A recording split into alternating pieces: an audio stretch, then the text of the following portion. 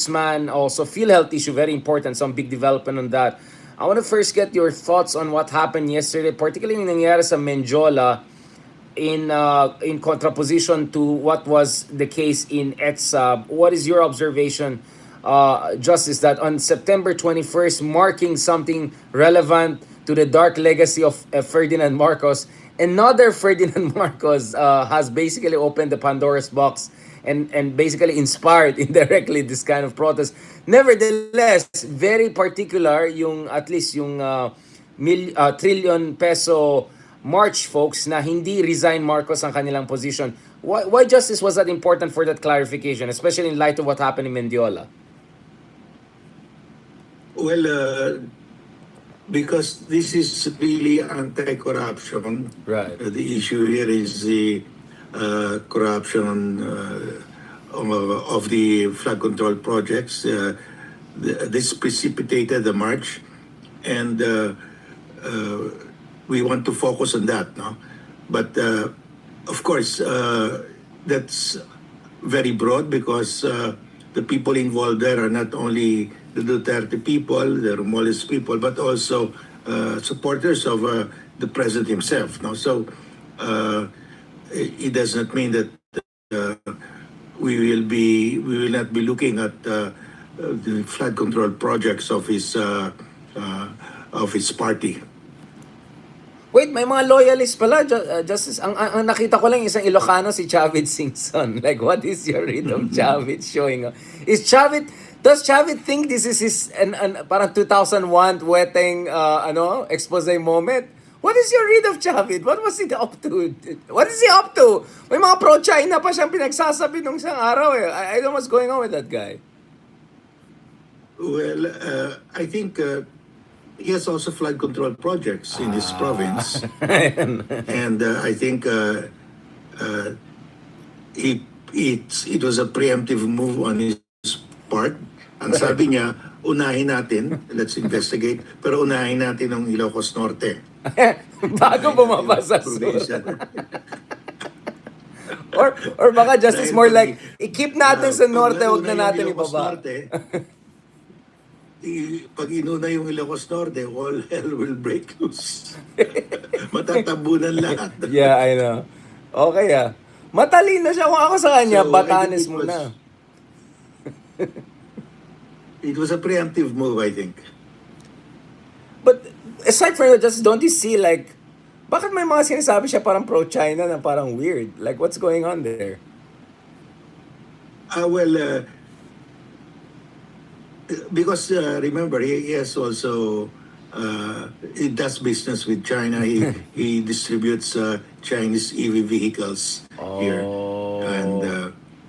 and well, his province also gets a lot of tourists from China. Right.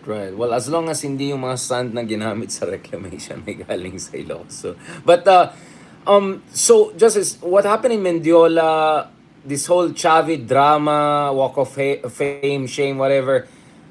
How worried you are, Justice? Kasi again, this goes back to what we discussed last year, Christmas time. Sabi mo, you're worried about RevGov, you're worried about opportunist people, insidious forces. Do you think we got a taste of that or kind of a flavor of that with yung gulo na nakita natin sa Mendola and some of may salpakan din yata nangyari sa EDSA the other day.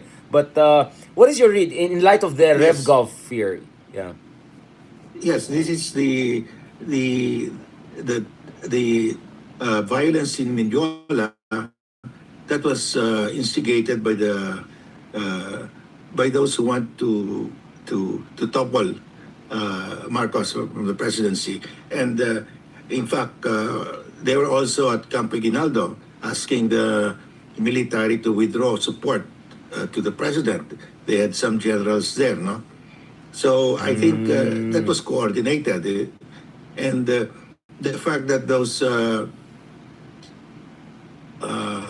hoodlums in Mendiola were practically in uniform. They were clad in black and wearing masks, and you can see that they were really attacking the police. Yeah. They were the ones attacking the police. So I think they were a paid mob. with the they were hired to precisely do that, no? To try to instigate Yeah. something like what happened in Nepal and in Indonesia. But I don't think the overwhelming majority of the people who attended the rallies are for that. I mean, they want a peaceful rally. They want everything to be done within the Constitution, no? So that's the big disconnect there. The pro-Sahara people wanted BBM to resign, and they went to the extent of using violence to instigate more violence. No? But nobody followed them. Kaya nga, dinis-own sila, Makabayan, Akbayan, all the groups and all. What is your idea about the other side of And this? even Vic Rodriguez uh, apologized for them. In other words, tao nila yon, and they apologized. Akala, wow, I mean, at least that's magnanimous of him. At least to admit that may kinalaman sila in one way or another. Well, But you can see that they were really determined to yeah. fight the police no matter what. I mean, they were the aggressor. You can see that. So they were really primed. That means they were paid. For them to do that, they were paid. Yeah, Ojon saboteurs, no? Pero parang 3,000 lang ng bayad, Justice. Who would risk his life for... I mean, I don't want to be mean, but I think they were underpaid. Kung ako sa kanila, mag-labor union ako and then I'll negotiate better deals. Di ba? Like, if you're gonna risk your life, sana naman 30,000. Baka may success fee. Ay, parang output-oriented ba yan? Pag nakapasok sa Malacanang. Pag umabot kayo sa Malacanang, whatever you can get there, inyo na. Vikings ba yan, Justice? Parang war, booty. Grabe naman yung Justice. Pero kasi ko, 3,000 lang ba sa kanya? They risked their life. I mean, on a serious note, I mean, there was even news of one fatality. I mean, condolences if that were true. I'm still waiting for confirmation. But I saw some very, very sad scenes of violence. Pero yun nga, 3,000, parang low budget masyado, Justice. No, you would have imagined if sophisticated people were behind this. Medyo... Well, as usual, the budget was bigger, but may hati-hati yan eh. Pagdating sa people on the ground, madami ng cut. Parang ano yan eh. Yung flood control commission. Ngayon, maraming mga district engineers, assistant district engineer. Kaya kawawa pagdating doon. So sila yung flood control. Kumbaga yung 3,000, siguro yun yung 3%. Original budget, 100,000. Actually, maganda yung investigayan, Justice, kasi labor rights yun eh. Karapatan nila eh. They try to earn that money. I mean, kahit mercenary ka, di ba? You have rights. Di ba? Meron ka dapat kontrata eh. So, sana, kasi I mean, it was so ridiculous. Interviewin sila ng media. May isang reporter nga na-injure yata eh. Sabi niya, dito lang kami. Sino ba nagpadala sa inyo? Hindi nila masagot eh. Kanya-kanya kami. Pero lahat sila may same mask. Lahat sila may dalang... I mean, obviously, there was a conspiracy there. It was orchestrated eh. Basically, they were hoodlums. They were just hired to do that. Yeah. That's why they don't have any... They cannot speak about their cost, no? They were paid just to do that. Kaya nga, underpaid nga sila. The risk they took. Pero siguro dahil sumikat sila ngayon, nasa headline sila ng mga international news eh. Which by the way, Justice, I mean, I will go to the PhilHealth issue and BBM shortly, no? Because that's relevant in light of the discussion about comparison to Indonesia. I just had a discussion with some experts in UBC, University of British Columbia in in Vancouver the other day, no? And we were making comparison with Prabowo. Grabe talaga sa Indonesia, medyo sabog talaga yung government nila eh. Kumpara sa atin, even, you know. But I want to talk about the other side of this equation. Justice, how do you read the fact that napuno, ay talagang completely na crowd yung EDSA eh. I mean, I remember, I really watched it. First it was 2-lane, then 3-lane, then the whole EDSA was taken over na by the crowd. It looks like even the police were overwhelmed. I was watching them, but it's like, daming tao, wala na eh, di ba? Were you surprised by the sheer number of people who showed up, Justice, and also the discipline and passion they showed? Well, they were projecting about 30,000. I said, I think it will go higher than that. Because I could feel the people were really angry. And the church mobilized, the Catholic schools sent really delegations. No? So I expected it to go beyond the estimate. No? Right. But even then, it was surprising for me because I think it reached over 200,000. No? Yeah, absolutely. Hundreds of thousands easily. You could sense us. The reason I can say that Yeah. is because I was in Hong Kong in 2019 during the protest, and the estimate was around 100, 150,000. And then I could see similarity at least at around 150 or 200,000. You get a sense that once you see Yeah. hundreds of thousands, you know you're among hundreds of thousands, not just thousands or tens of thousands. How do you feel about that, Justice? Well, I think it was an expression of the majority of the people. They're just fed up with the corruption, Yeah. and it's just mind-boggling the way they and so brazen that they have ghost projects, very substandard projects. You have sea walls that have no steel bars, no iron bars. So it's really just too much, and I Right. think that's the right indignation. And I'm happy that the young people were all there, the youth, because this is really their future. No, and myself, I was there with my wife and my Yeah. daughter and granddaughter, so 3 generations. Wow. Wow, wow, that's amazing, Justin. We didn't catch each other. I didn't even catch Ronald. Si Ronald, busy tas I lost touch of him. Naabutan kayo ng He ulan, Justice? was he was shuttling back and forth, and I Yeah. think he got caught up in the traffic. I know, I know. May drone shots pa siya, ha? May nagde-drone pa si Ronald. Alam mo, si Ronald ang nag-drone kasi banking-banking yung picture. Sabi ko, hindi ganyan yung drone, yung hindi ganun. Dapat smooth yung ganyan drone. Kasi Ronald yata ang, bukas tanongin natin si Sir Ronald. But just as going back to this, now let's go to the meat of the discussion because as you correctly pointed out, yes, things were peaceful yesterday, pero obviously galit na galit ang tao. Yung mga DDS ka na dumating, binubu away sila, si Chavit, si Ipe. I think these DDS people don't realize, ayos sa kanila ng mga tao, di ba? Medyo lawas na sila. But going back to this, the difference with Indonesia is doon talaga ang sabog ng gobyerno eh. So, the proximate cause, the trigger was yung namatay yung Grab driver, di ba? Doon sa police crackdown. But the proximate cause was Prabowo created his own crisis without any need to do anything. Like, he introduced an austerity bill, slashing subsidies and support to people, but inakyat niya yung benepisyo at pribileyo ng mga oligarchs and mga politicians. So he really asked for trouble. Imagine mag-austerity ka, kawawa lahat ng tao, tapos biglang iakyat mo pa yung sahod ng mga politiko. Talaga he was asking for trouble, di ba? And then nangyari itong karasan sa isang Grab driver nung namatayan, then talaga nagkaroon ng trigger. So yung proximate cause and trigger. You look at the Philippines, well, I think both of us can agree the police showed maximum possible tolerance, although there were some Yes. there was some violence and unfortunate incidents, but the police at least tried to be as tolerant as possible. Even the president said people have right, blah blah blah. And then more importantly, while Prabowo is creating his own trouble, you can also say BBM is creating his own trouble by opening the Pandora's box.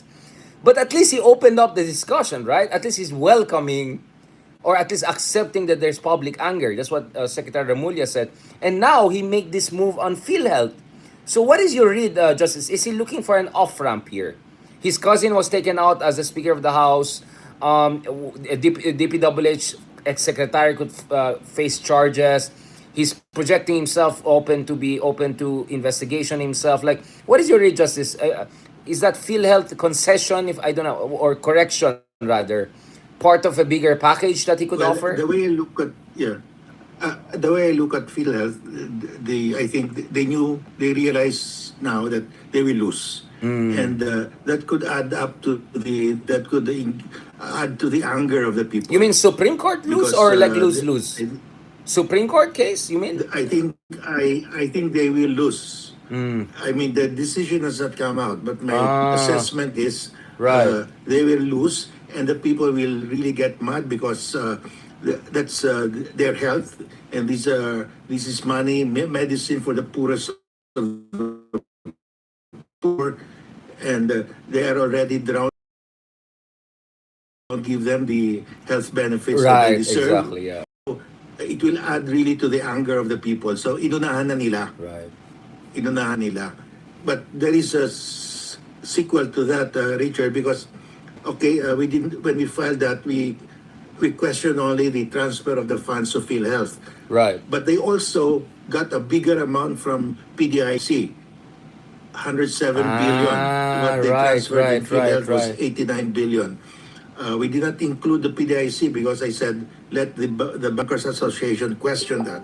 But the Bankers Association, of course, didn't Right. want to be, they didn't want to displease the government, so they did not file.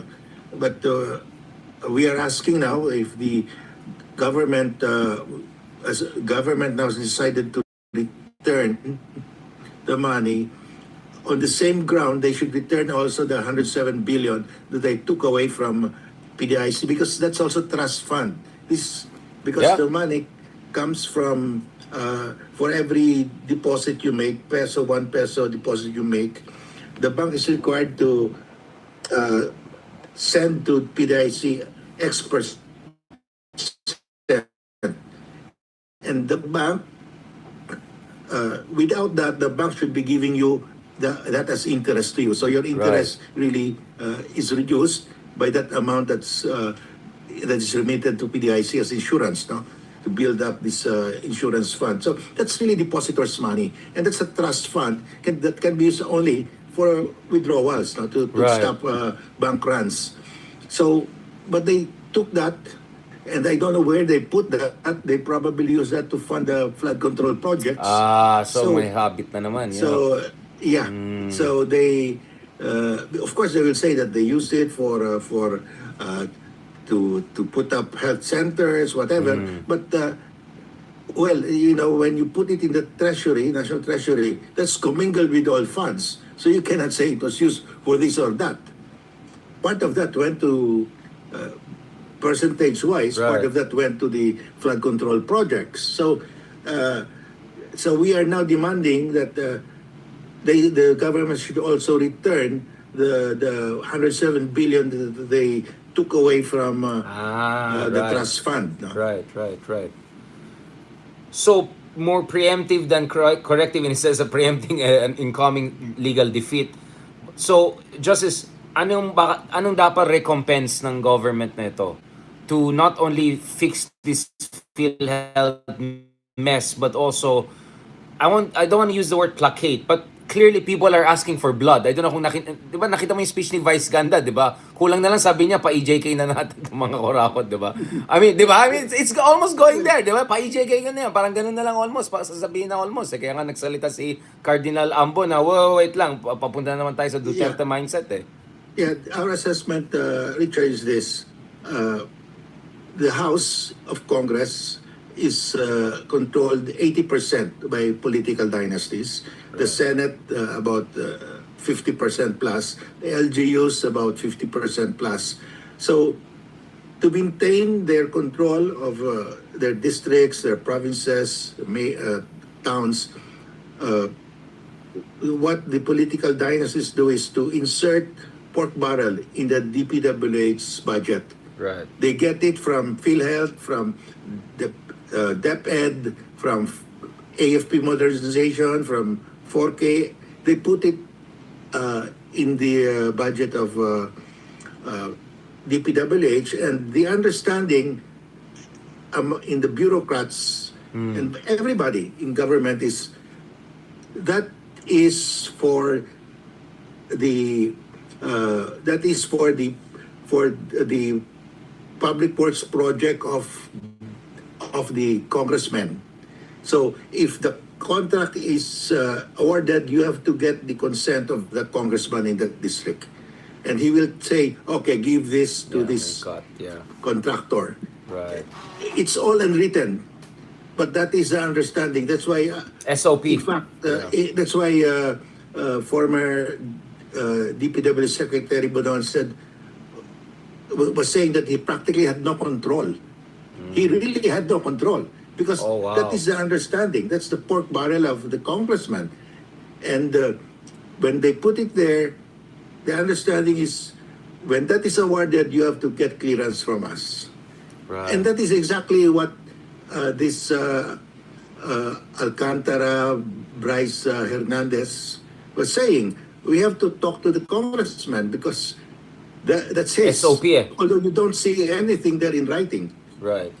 So, so that is how the political dynasties maintain themselves, because the people, they have to buy the votes during the election, and that maintains them, and so and it gets bigger every election cycle.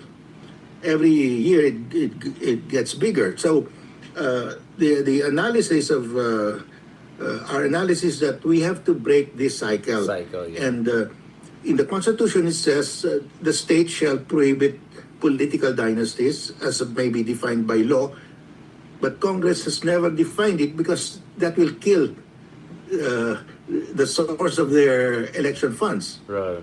So for the last 40 years, they have not passed that law, although it's mandated by the Constitution. So that's why we went to the Supreme Court and asked the Supreme Court to order now Congress. But the Supreme Court is not acting as fast as we want. So that's why in the speeches of Cielo Magno and Heidi Mendoza, they said, we will move for a people's initiative. It will now be the people who will enact the anti-political dynasty law pursuant to the initiative law. So that's one of our solutions. No? It's very cumbersome because you have to get 3% of the registered voters to sign in every district and 12% nationwide total. But what is our alternative? If the Supreme Court will not act and this Congress will not act, this is the only legal way to do it. And so we will exhaust all legal means because the alternative is RevGov. I mean, the people are saying it's there's nothing we can do. We cannot rely on Congress. We cannot rely on the Supreme Court. They'll never do it. So the only way to end this, to stop this looting, this plunder, is to go for a revolutionary government. So we don't want that. We want to stay within the Constitution. So that's precisely why Cielo Magno and Heidi Mendoza proposed that, and we will be we'll try to convince everybody, let's do this. I mean, that's really the last resort, Richard. We've tried to do it to Congress. They refuse, of course. We've tried with the Supreme Court. It's taking time, and in the meantime, people are losing hope. We have to show the way that there is a last recourse, and this is really the last recourse. So a good PI, kasi we had that PI the other year, di ba? Na dami nag-react. That PI that they did was to amend the Constitution. Yes, but you cannot amend the Constitution through PI because the Supreme Court already said it's the law is defective as far as amending the Constitution, but it's good as far as enacting an ordinary legislation, and this is an ordinary legislation. So we have this pathway. Because you've awakened the people now. They are indignant. And you have to propose a solution. Because otherwise, the RevGov people will propose the solution if you don't have an alternative. So we are proposing this. So Justice, in that sense, you need the trillion peso march to become a trillion peso movement to collect the number of signatories, right? For a good PI initiative. We will have to, the parishes, the schools will have to work on this, no? It's tough because we will be opposed by the congressman because they don't want the political dynasties will throw all the monkey wrench.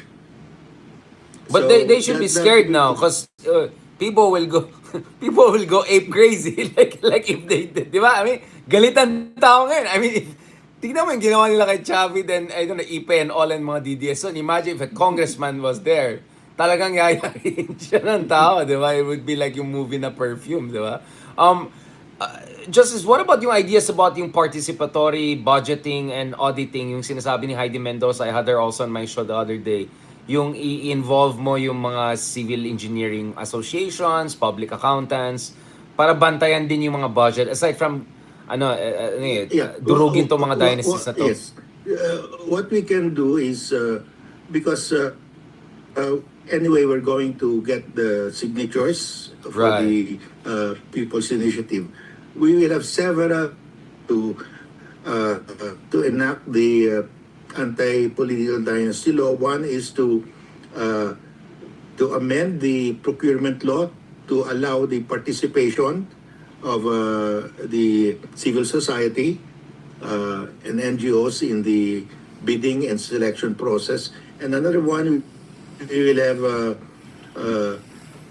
another initiative to enact the freedom of information law, because we still don't have that.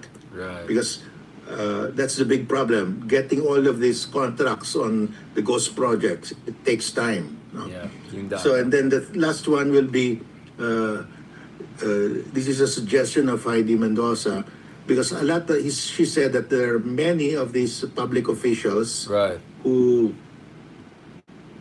have been meted out disallowances by the Commission on Appointments, a Commission Right. on Audit, and these disallowances are already final, but they don't pay, but they run for government office. Right. So we will say, if you have not, there is a final disallowance against you by the COA, and you are running for public office, you will be disqualified unless you Right. pay those disallowances. So that will prevent these people, because what they do, they spend and spend. They don't follow COA rules, and there's a disallowance. Yeah. But they don't pay the disallowance. They just pay a little, run for public office, and then get money again to pay a little bit of the disallowance. So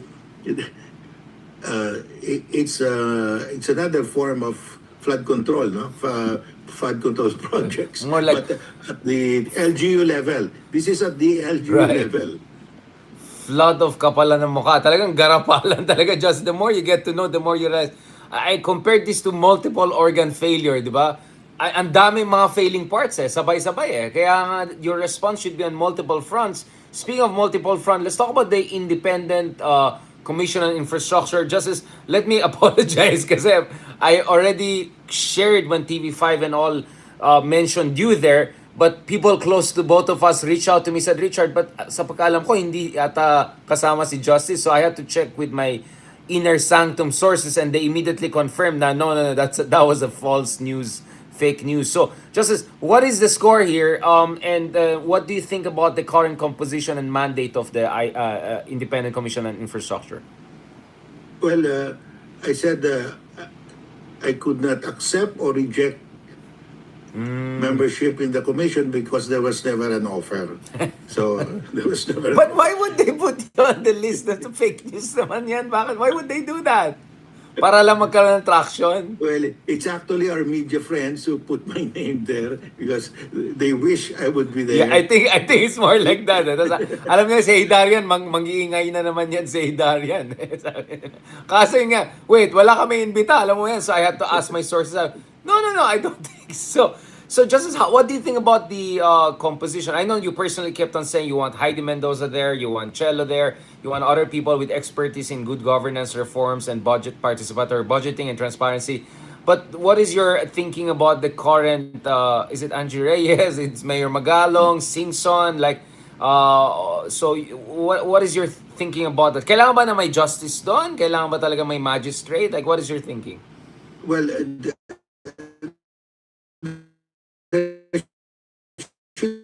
at least the commission is there already. So I said that we will give it the benefit of doubt, but we will judge, and we will judge them based on their actions and decisions.